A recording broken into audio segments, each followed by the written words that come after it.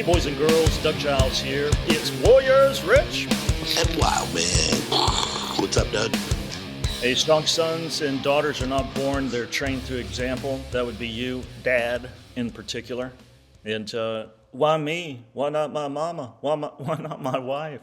Why not the youth pastor? Well, it's because this book called The Verbum Dei, if you don't know what that is, Google it.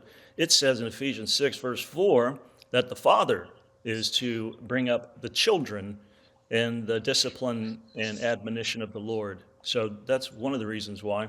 So anyway, they're strong sons, strong daughters, as we've been talking about in the last few podcasts, are made. They're not born.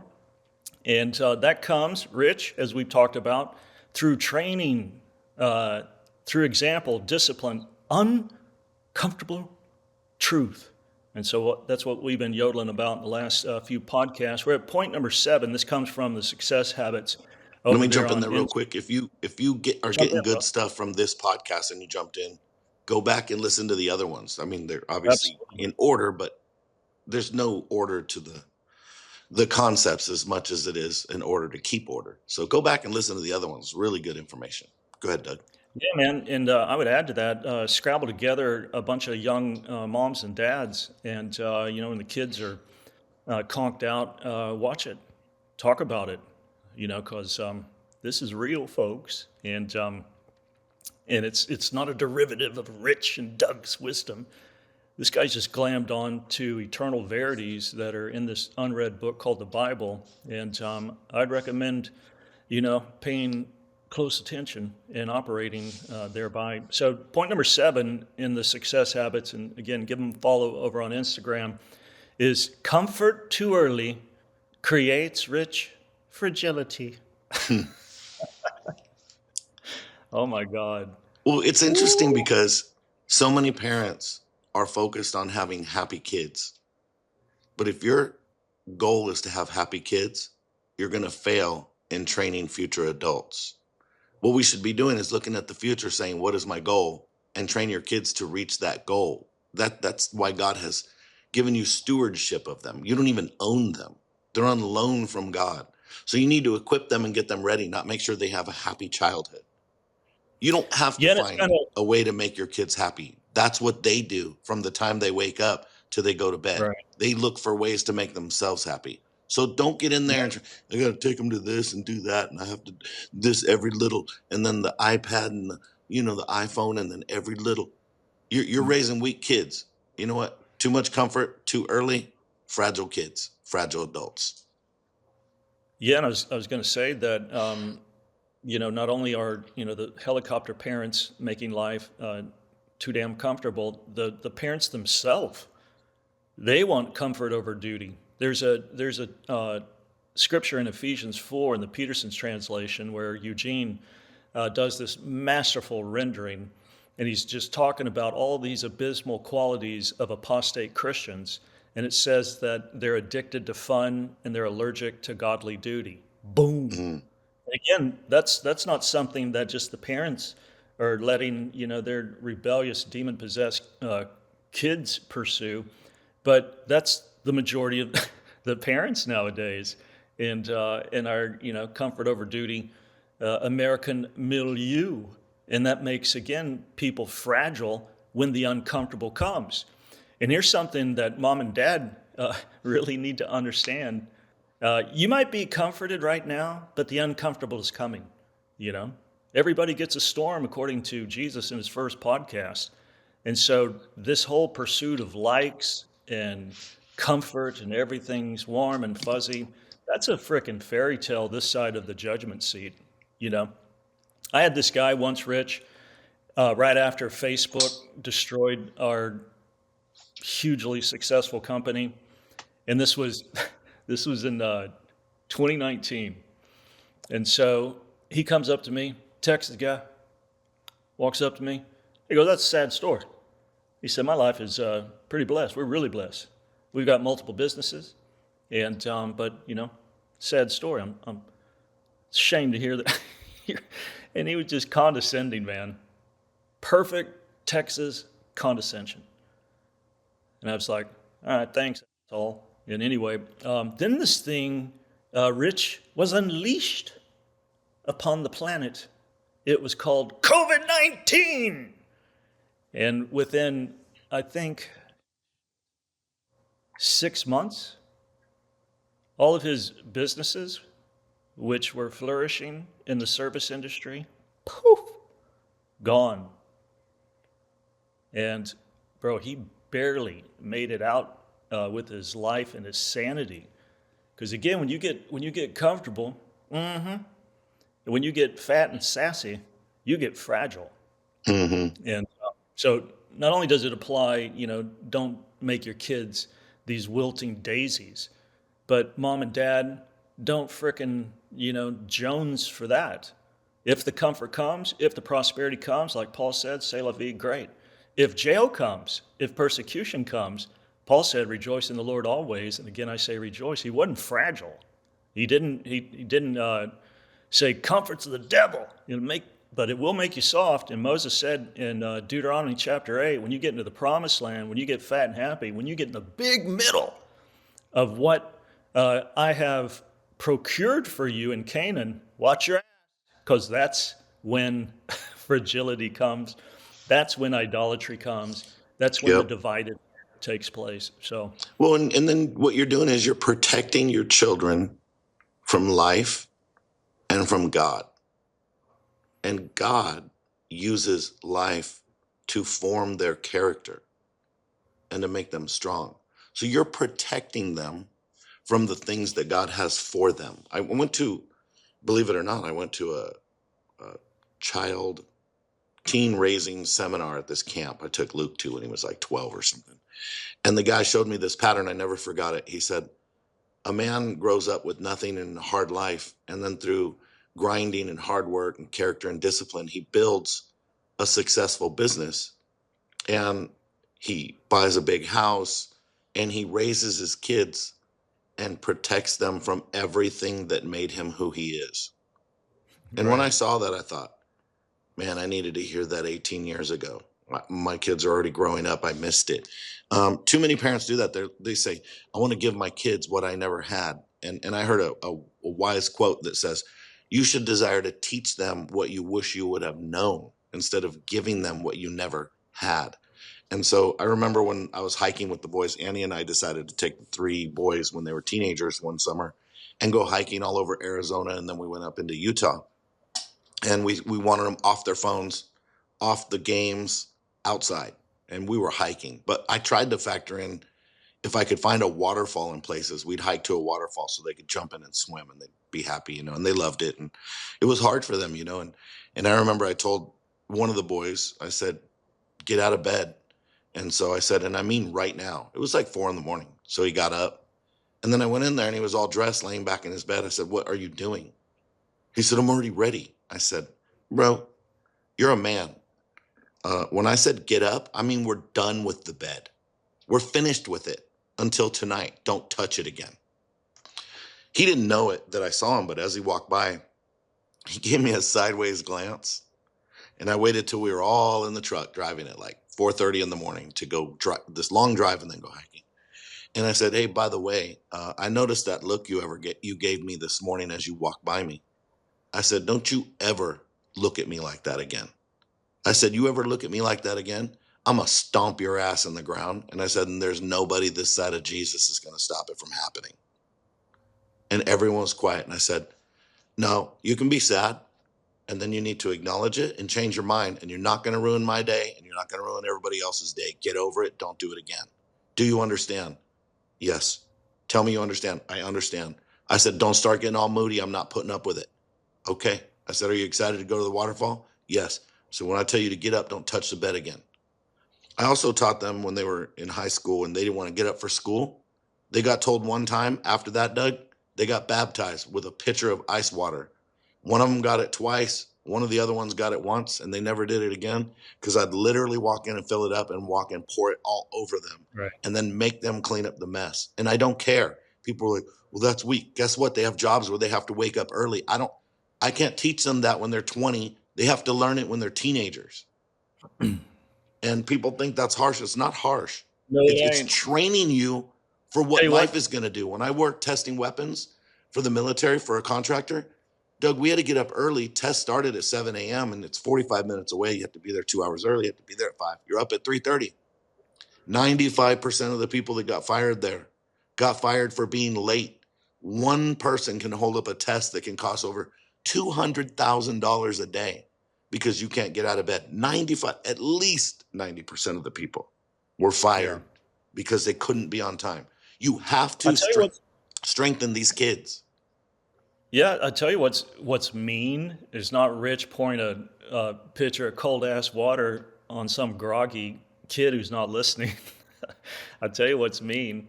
It's mean when you raise a pussy and you make that little pussy boy or girl fragile. And they can't keep a Because job. And then yeah, they tell you and they don't know why. And it's actually your fault. yeah, and here's the thing that parents don't understand. They're gonna be living with you till they're 50. I remember we were fishing out of Haulover in North Miami Beach, tarpon migrations, cranking. It's a night tarpon trip, and Regis is with me. I don't know if we had anybody else. I think we might have had a photographer or a cameraman and stuff.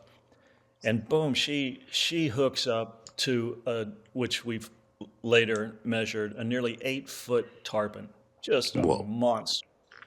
And so, she's like, woohoo! And she's 14, and she's like, yeah! And the tarpon's dancing, shaking his bucket head, tail walking, and just talking trash. And then, boom, he stops jumping, and he stops giving us a great show. And then the work begins. And he frickin' hauls ass, the tarpon does, to like West Palm Beach or Boca, and just screaming out lines, screaming. And Regis is looking at me. And so she's about 30 or 40 minutes into it. And she's like, Dad, can you take this? It's whooping my ass. Like, no, I'm not going to take it. And she's like, Dad. And I was like, that's your fish. If you want Gavitt to cut the line because you won't go home with scars, then we'll cut the line now. But you hooked it. You're going to bring it in. An hour and a half, she fought that thing. Wow. So fast forward to Safari Club International. We're talking to a big outfit that does tarpon trips all over the world and stuff.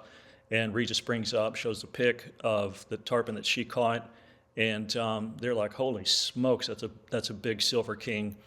And they said, "You got that all by yourself?" And she looked at me. It's like, "Yep, got it all by myself, dude." She had. So before we put the hooky butt into the back of the rod handle, which keeps the rod, which is equipped to fit in a holder, so it won't, so you don't have to get cut by the rod. She had bruises on her crotch, on her leg, on the side of her stomach, and I told her to go home with scars, and boom, she did it. And that That's was some awesome. bragging rights. But if we're going to be, a helicopter daddy or helicopter mommy, then we're going to have a kid that's going to lie about their accomplishments or lack thereof, Because they don't have instead any. of somebody, yeah, instead of somebody who struggled and fought and accomplished something that a lot of big dudes couldn't do. Yeah. And yeah, that's awesome. And because I know Regis, that makes it more awesome. Um, but on that same trip, we took the boys up to Utah and we had to get up super early in the morning because we were trying to see sunrise in this place. And we were hiking Bryce Canyon. And so they get up and they're taking too long. So I told them, guys, you have 3 minutes in the bathroom to take a shower and brush your teeth. That's it. You got 3 minutes. And I'm going to stand outside the door and time you. Do not lock the door. At 3 minutes, I will come in. I'm going to give you a 15-second countdown. And I'm coming in. If the door's locked, I'm kicking it in on you, and you're still coming out. They're like, what? I said, you're talking. Your time already started. And I would stand out there, 2 minutes, 1 minute, and I can hear. Man, they took showers so fast, Doug, they came out smelling like wet dirt. And man, they did not enjoy that at all. I told them, I don't care. You guys messed around too long. I don't have all day. This is a fixed schedule. Like people that are going to catch a flight and they're like, well, I need a little more time. This is a non-negotiable deadline, princess. Nobody cares what you need.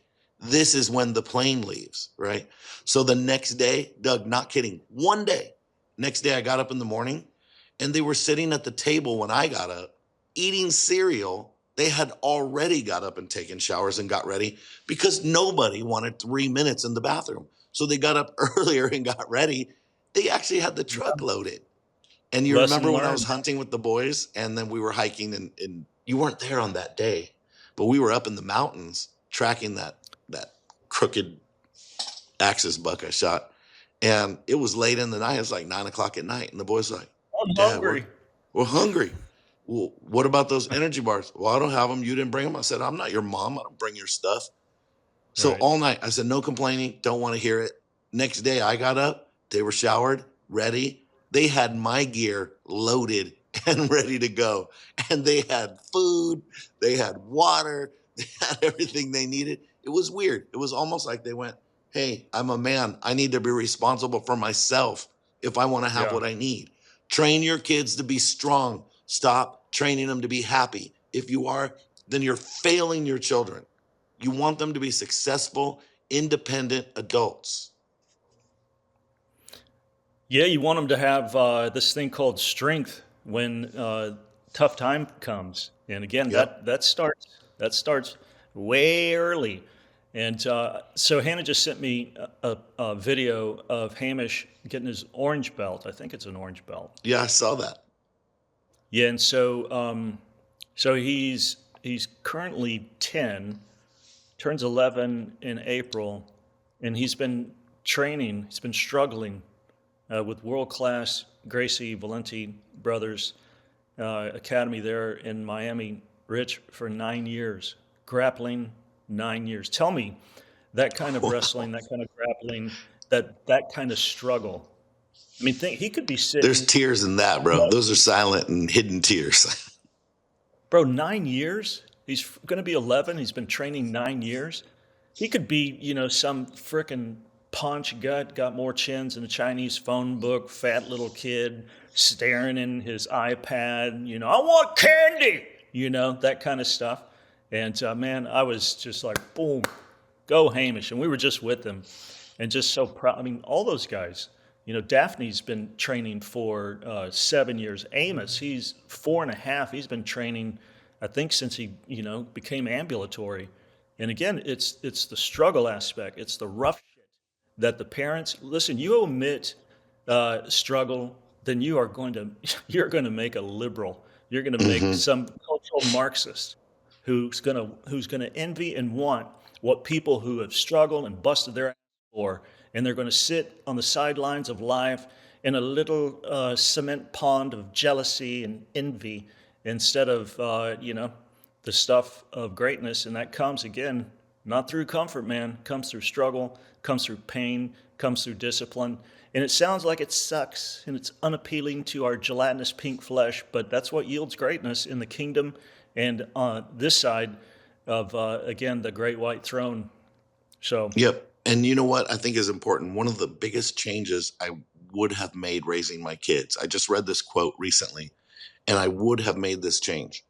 It said, um, poor people let their kids choose their sports and extracurricular activities. Rich people choose them for them to develop their character. And I thought, man, I right. did that. I should have put my boys in wrestling early. I should have also made them play baseball so they could play a team sport. And all of my kids should have learned an instrument. That's my fault. That's on me. But I was doing stupid, whatever you want to do kind of stuff. And then they had a Right. lazy mom that didn't want to do anything. But I should have put them. And so if you're raising your kid, do not let them choose what they're going to do. You choose what they're going to do. Kids choose Yeah. ice cream. They don't Right. choose steak. They don't choose green Yeah. beans. You choose their sports.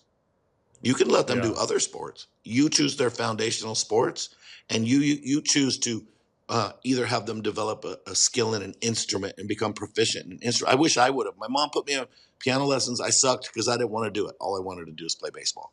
And I took them for a year, and I knew 3 songs, and those songs I think I learned in the first 2 weeks. So that was a bust. But I wish it's not my mom's fault. I wish I would have been disciplined enough to follow and learn an instrument. I should have pushed my children to learn instruments as well.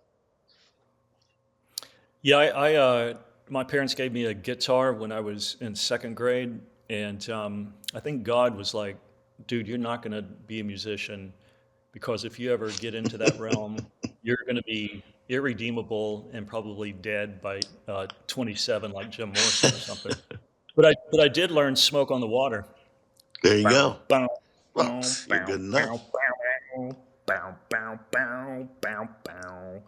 Yeah, so Rich, we've exhausted this podcast, Yeah, I but was going to hopefully say, not let's leave this our one just on listeners. that one, and we'll pick up next Yeah, time on man. the other ones. I think it was great.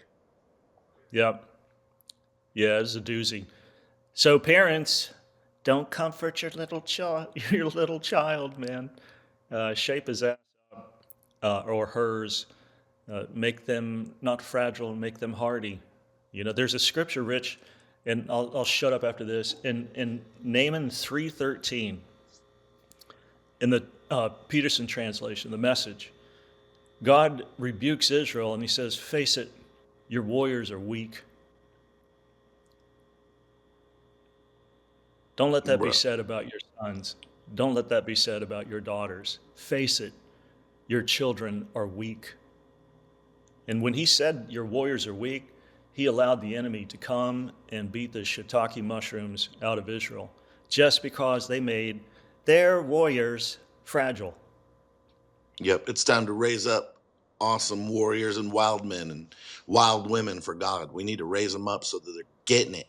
No more babying them. Get tougher. And if you're weak, you get tougher so you can raise tougher kids so they can take life by the horns and not be the victim of everything and whining and crying like we've been talking about that things aren't fair and that it's too hard. Raise up somebody that's tough, that's like, you know what? I was born for such a time as this. Bring this on. I'm ready. Boom, buddy. All right, man. Boom. Sign us off, big dog. Land this plane. All right, go to warriorsandwildmen.com, subscribe. It is free. We'll send you a couple emails a week, keep you posted, up to date, let you know what's happening. If you're getting something good, hit the war chest. Your gift is tax deductible. When you send your gift, we'll send you the information on that. For those that are doing it, we pray you're blessed and it multiplies back to you 100-fold. Warriors and Wildmen, out.